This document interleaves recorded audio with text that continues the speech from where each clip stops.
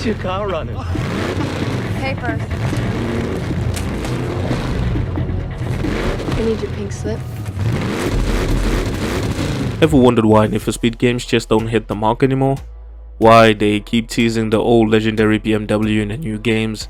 And why are there no iconic villains like Razor and Darius anymore? For many avid fans like me of this once beloved racing franchise, this question often looms large as they reflect on the journey of the series over the years. While technology has advanced and visual fidelity has reached new heights, these remain a palpable and sense of nostalgia for the raw energy and thrill that those older games provided. We have raced through neon-lit streets, evoked the power of nitrous turbo boost, and narrowly escaping police chases are now left craving a return to core element that made the series truly special. But those days are long gone, and even though the new installments of the franchise still provide us with the old nitrous turbo boosting and unique customization of the cars, the game still lack that core element that evoke excitement from players everywhere. Sit down!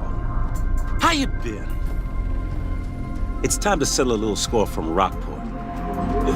It's not just about the graphics of the cars, it's about the stories that once gripped players and the characters that breathe life into the racings. The thrill of outsmarting Razor in his slick black car or crafting a rivalry with Darius created a narrative framework that elevated the racing experience beyond simple mechanics. The sense of community among players, sharing tips on taking down infamous bosses or showcasing custom cars, has diminished among a more cookie-cutter approach to gameplay. Today, it feels like the series has lost its soul, replaced by generic plots and uninspired characters that fail to leave a lasting impression. As we navigate through stunning landscapes and engaging in high-speed action, the absence of meaningful connections and engaging storytelling hangs heavy in the air, reminding us of the exhilarating ride we once enjoyed. One of the Need for Speed highlights that I know we all can actually agree on is Need for Speed Underground, which solidified Need for Speed as one of the go-to brands for racing games. The allure of Need for Speed Underground cemented its place in gaming history, as players cruised through darkened cityscapes, leaving trails of tire smoke in their wake, and the atmosphere was electric. The combination of stunning graphics for its time and the pulsating soundtrack and the excitement of modifying vehicles created a unique environment that fostered both competitive racing and self-expression. Customization option allow players to build their dream cars, which were more than just vehicles. They were an extension of player personalities. It was extremely fun building your beloved Mustang with your unique color schemes, or just a mimic of the same cars you see in movies like Gone in 60 Seconds or the Fast and the Furious franchise. It was awesome. The deeper engagement with the gameplay fostered a community entrenched in the underground car culture, where players celebrated creativity and individuality alongside speed. Today, gamers, while drawn in the impressive graphics, sometimes find it more challenging to forge their same emotional connection with new alterations. There's just no emotional connection at all, and it may stem from the older generational audiences growing up and finding the new games less immersive and crave the connection forged from the older games, old heads like me, or EA finding it hard to connect with the new audiences because of the new racing simulators like Forza and Gran Turismo. This disconnect may also attribute it to the shift in the gaming culture, where monetization and microtransactions often take precedence over the narrative depth and character development, aka corporate greed. As gamers increasingly encounter their titles designed around profits other than passion, they feel more or less invested in the experience being offered. The vibrant, character-driven stories and the exhilarating adrenaline rushes of the older games set a high bar for emotional engagement. The challenge for developers now lies in the rediscovering the balance between innovative gameplay and the heartfelt connections that truly resonate with their audiences. Players learn how to navigate traffic, exploit shortcuts, and utilize environmental features to escape the relentless pursuit of officers. This dance between driver and law enforcement felt dynamic and engaging, enriching the gameplay experience. I think this is why they decided to return to form by rebooting the Need for Speed Hot Pursuit in 2010, which revived the series from the brink of being nearly dead altogether. It was like a success, and it definitely worked for them, as the game sold 5 million plus copies and was loved by players and critics alike. However, criticism has emerged around the EA and chase mechanics in the recent titles, often regarded as scripted or predictable. This sense of foregone conclusions dampened the intensity that once characterized these frantic escapes, leading to a disconnection from the urgency and thrill of the chase. The stunning visuals upgrades of recent Need for Speed games cannot be overlooked though. Advanced in graphics have brought remarkable realism and detail to the franchise, elevating the visual experience to levels that were once the stuff of dreams. Players are treated to a beautifully rendered environments, intricate car models, and dynamic weather system that enhance the experience. Yet the focus on visuals sometimes overshadowed gameplay mechanics that are essential to fostering an immersive experience. A visually stunning game is only part of the equation. The thrill of gameplay should also take precedent, guiding players through captivating races and adrenaline-pumping encounters. In this context, it's essential to consider how player feedback has shaped the trajectory of the series. Gaming community is vocal, with players expressing their desires and frustrations about what they want in the future Need for Speed titles. Why is the other reason why I'm actually doing this video.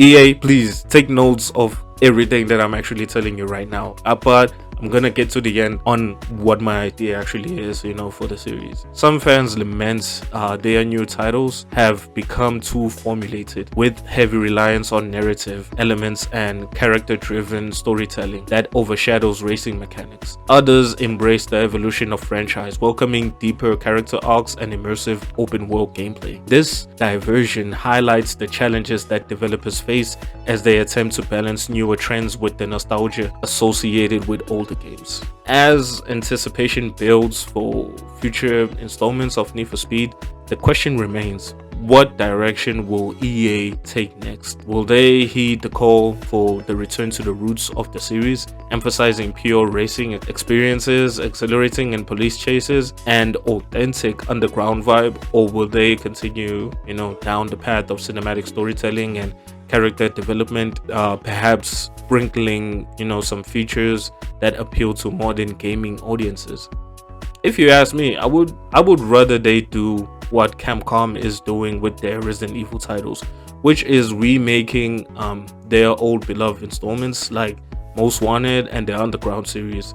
So it may spark, some inspiration for the new installments that will revive the series back to its glory. I mean, I know that, some of the new titles like Unbound and Need for Speed Heat and the Payback series are a bit of similar to, the games I've just mentioned, like Most Wanted and Underground, but I don't know, they just lack that core element. They do have something in there, but they just lack what most of us felt in the old, Underground games and the Need for Speed Most Wanted.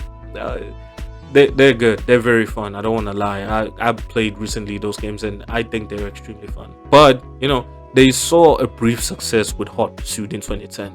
So why don't you just keep doing that? You know what I'm saying? Why don't they just release, the old titles? Here's the plan, EA. Take Need for Speed Underground, Need for Speed Most Wanted. Don't change the story. Leave the story as is and just provide, that game with new cars, new graphics, rebuild the whole game. But don't change anything. Don't change the story. Just change some of the things in there. You know what Capcom did with Resident Evil 2 and Resident Evil 3. Do that and watch, because, that's what happened when you guys actually did Hot Pursuit in 2010. Everyone actually liked it. So yeah, as they navigate this decision, EA tasked will be to find a middle ground where visuals and gameplay and emotional engagement converge by honoring the legacy of the series while pushing the envelope too in terms of gameplay and narrative.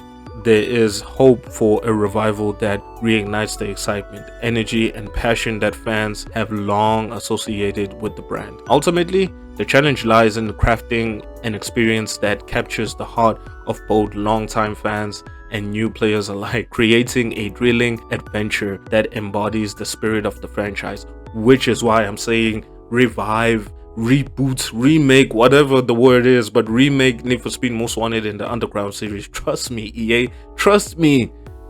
And yeah, man, that's it for my video and my take on Need for Speed franchise. I mentioned that I just recently played Need for Speed Heat, Payback, and Unbound, and I actually enjoyed those games, but I couldn't help but wonder, you know, about the old installments of the franchise. Dude, I still kind of have that same feeling that I had when I was playing those games back in the day.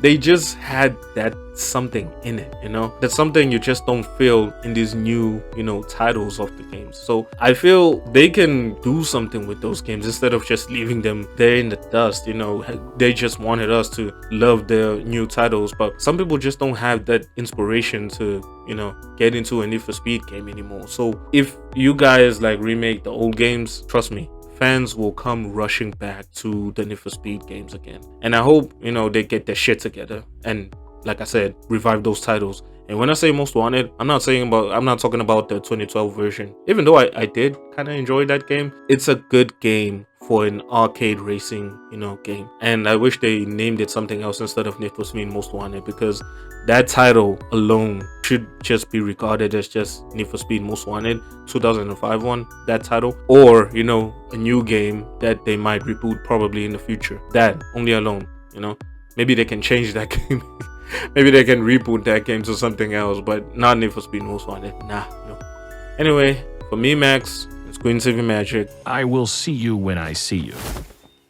They're through. I want every single unit after the guy. Everyone? Everyone!